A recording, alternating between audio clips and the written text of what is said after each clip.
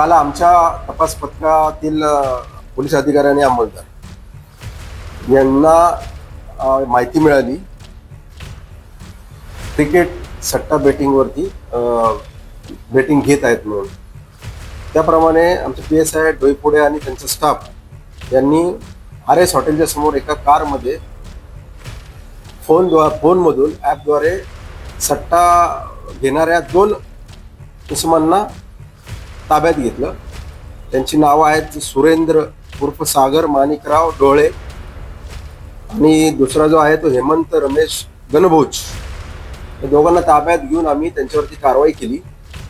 त्यामध्ये आम्ही एकूण 7,21,210 रुपयाचा मुद्देमाल जप्त केला. त्यामध्ये त्यांची एक सायाज कार आहे, एक बर्गमॅन मोपेड आहे आणि 2 फोन आहेत आणि काही कॅश 41,000 रुपये कॅश पण त्यांच्याकडे मिळाली, ती सुद्धा आम्ही जप्त केलेली आहे. तर या दोघांना आम्ही याच्यामध्ये दोघांवरती आम्ही गुन्हा दाखल करून त्यांच्याकडून आम्हाला काही नावे सुद्धा समजलेली आहेत इतर आरोपींची.